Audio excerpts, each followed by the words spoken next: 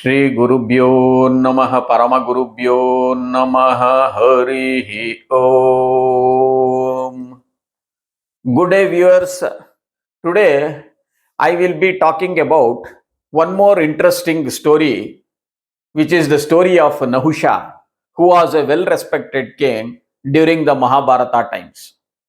By his virtues, he ruled a kingdom on earth and lorded over humans as any other king. But by strange circumstances, he also became the king of gods. Surprising. A mortal ruling the immortals. But again, due to his lust and ego, he fell to the ground from the heavens as a serpent. And after thousands of years, it is said, he was released from the curse of serpent life by Yudhistra.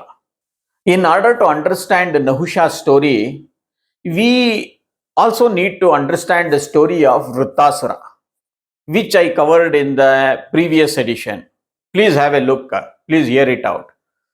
Apart from Vrittasura, we also need to know who the wife of Nahusha was. About his wife, the story goes something like this. It is said once goddess Parvati, while standing near the wish fulfilling tree known as Kalpavruksha, desired a daughter. She just thought she wanted a daughter. Because she was standing under Kalpavruksha tree, she begot a daughter. It is not that Ashok Sundari was in the womb of Parvati, then she delivered, she grew up. No. Parvati foresaw, that is goddess Parvati foresaw the future of her daughter and said to Ashoka Sundari that she would marry a very great warrior at a later stage.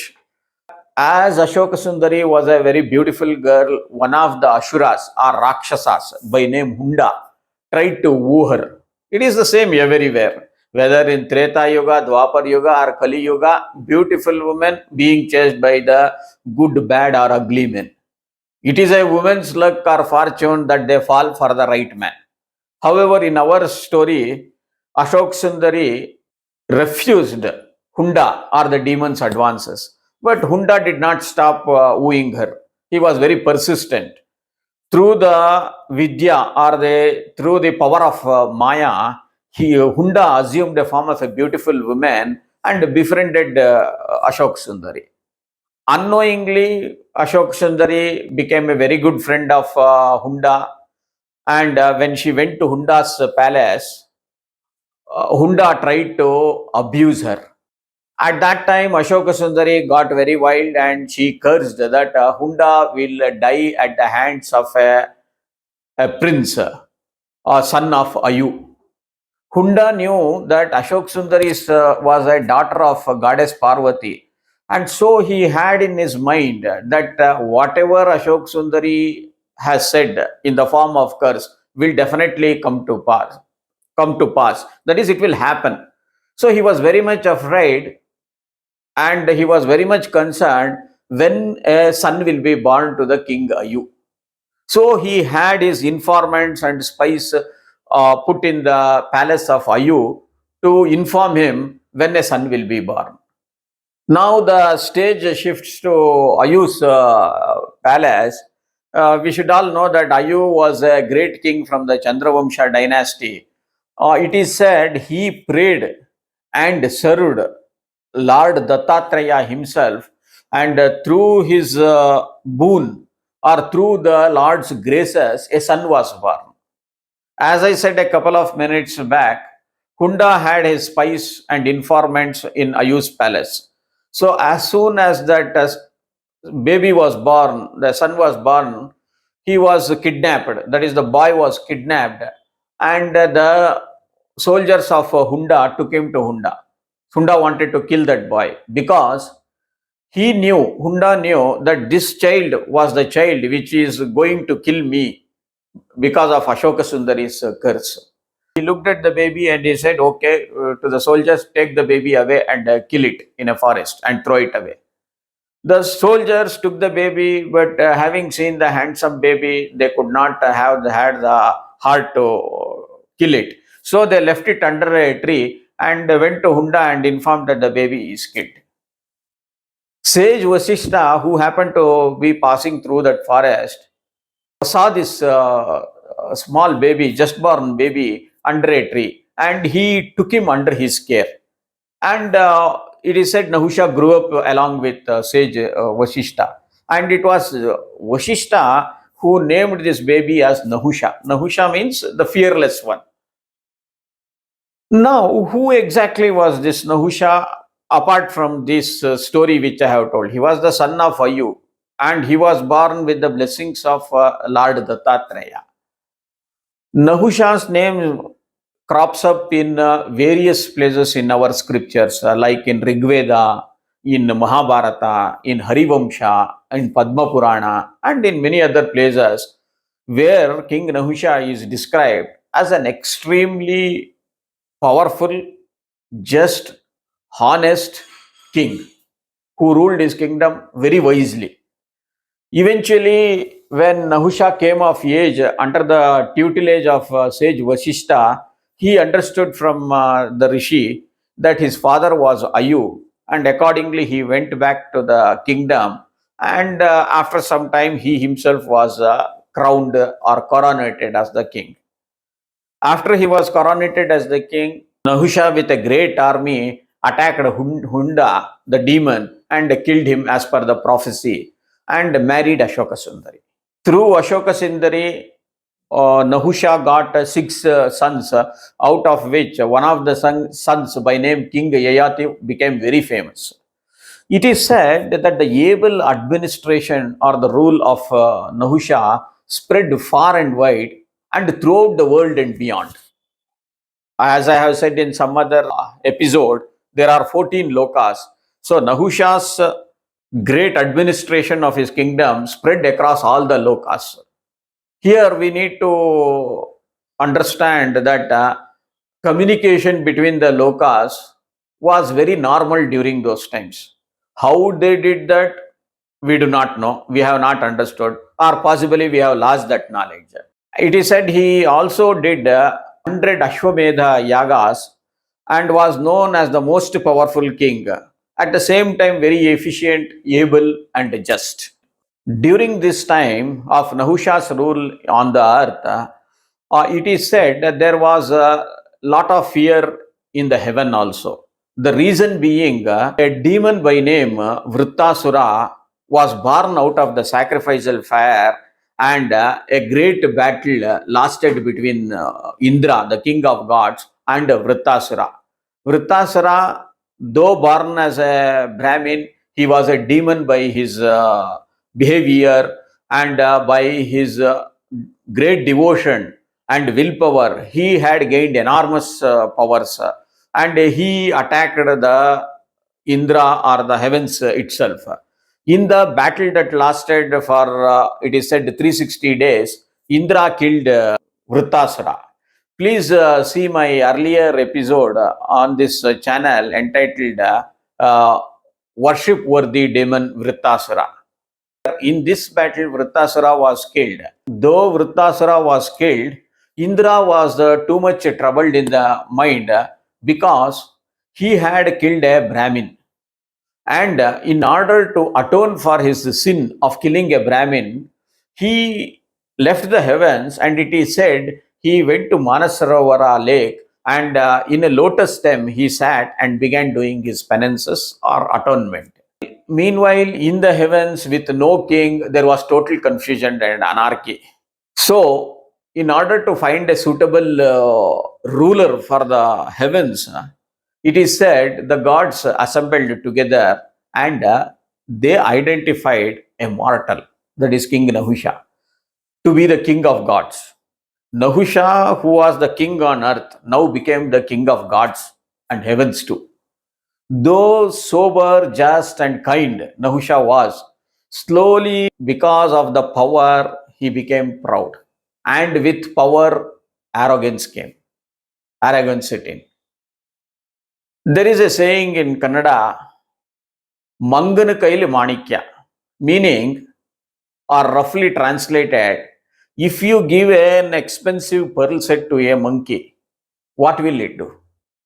So the just and great Nahusha became cruel, wicked, so much so the gods themselves were afraid of him, and they really wanted Indra back to be their king in order to escape the cruelty of Nahusha. One day, when Nahusha was taking rounds in the palace precincts, he happened to see the beautiful wife of Indra, who was residing in the heavens, who was named as Sachi or Sachi Devi. He said to himself, Indra, that is, Nahusha said to himself, after seeing Sachi, Indra is not there. He is no more the ruler of the heavens. What is this beautiful Sachi, his wife, doing here without her husband? Obviously, I am the king on earth and I am the king of heavens too. Now she belongs to me. So he went to her and tried to make advances.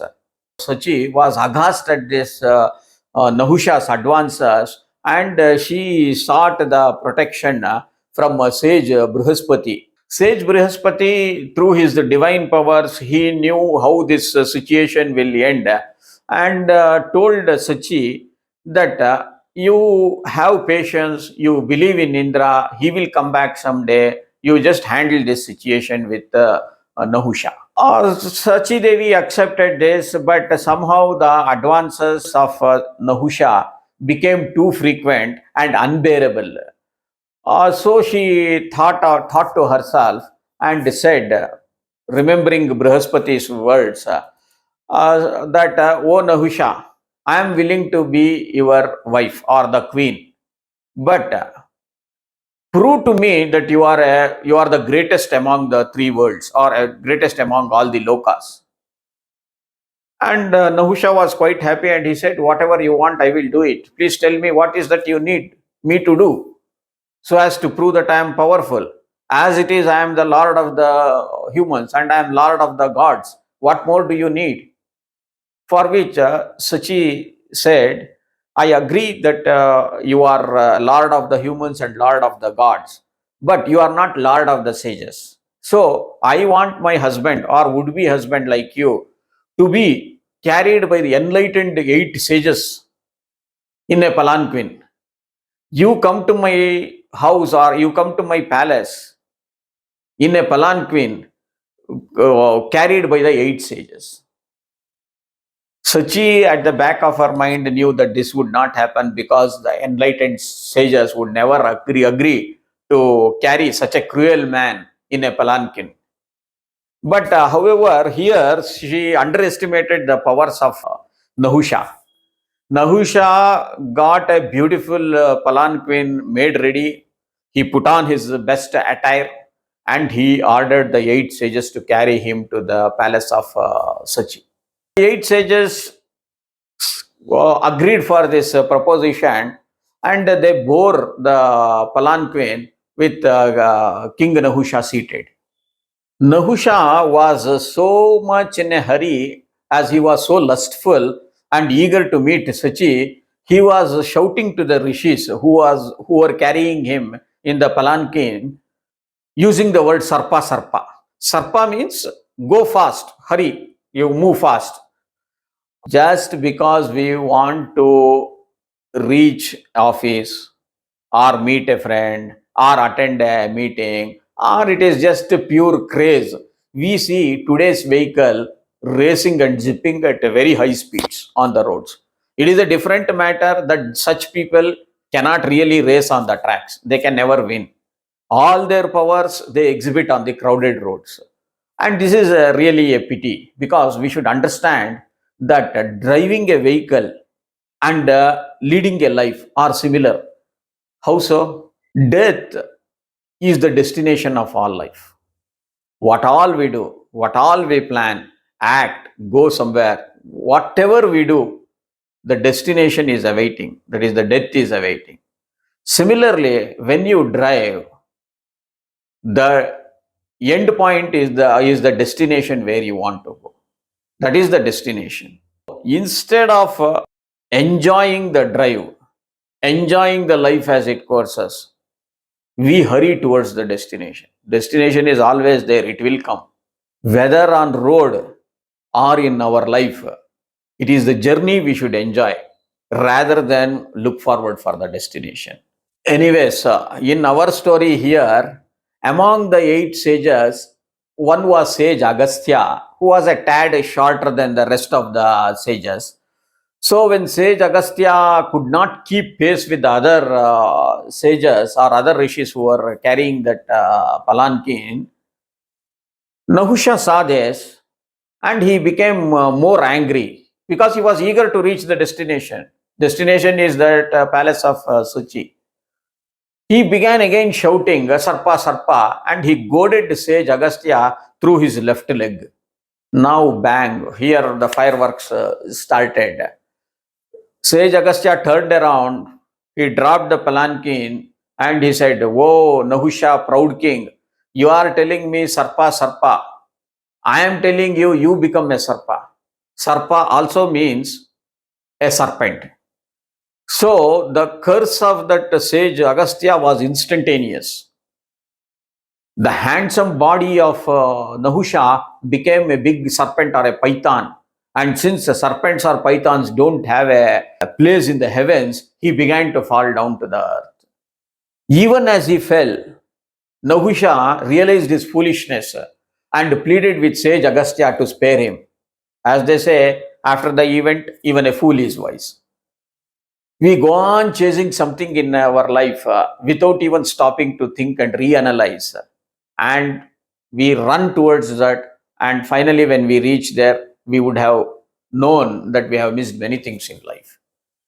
Anyway, here he pleaded with sage Agastya to take back that curse. And sage Agastya said, okay, there is only one remedy for you to come back to your normal life or normal physical personality.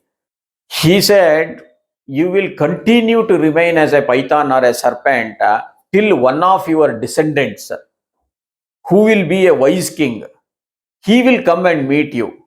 When he comes and meets you, you learn from him how to rule a kingdom, whether it is on heaven or whether it is on earth. How to rule a kingdom, you learn from him.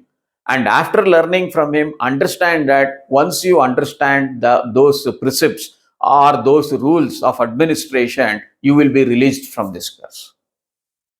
So it is said that the handsome Nahusha became half serpent and half human, lower part of the body being serpent and upper part of the body being a human being.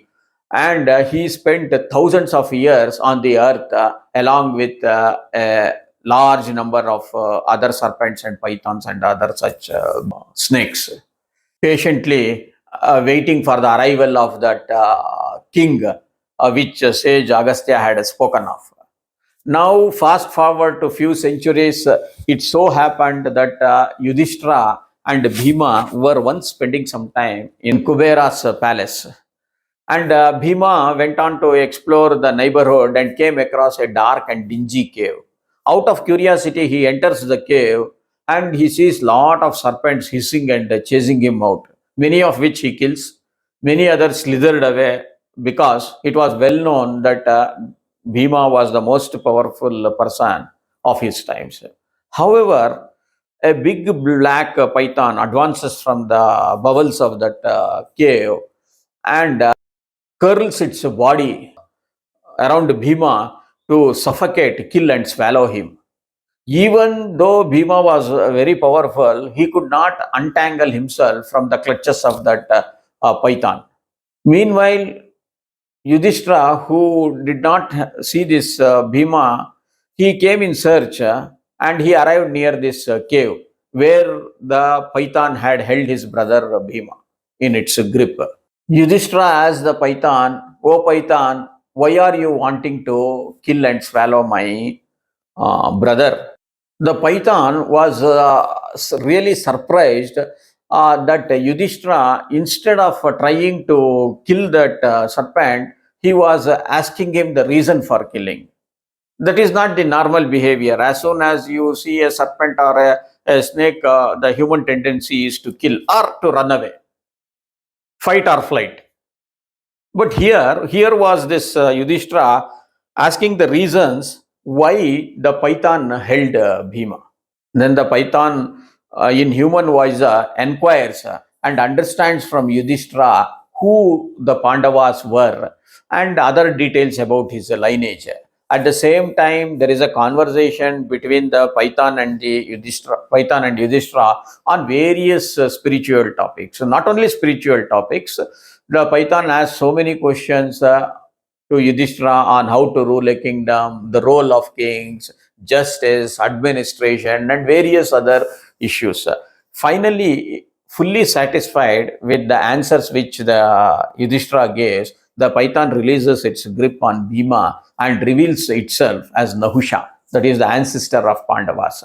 So, having gained knowledge from Yudhishthira about how to rule a kingdom, Nahusha was released from his curse, which sage Agastya had put on him. And when the curse was released, Nahusha assumed his human form and ascended to the heavens. I hope you like this small story. Have a good day. Bye.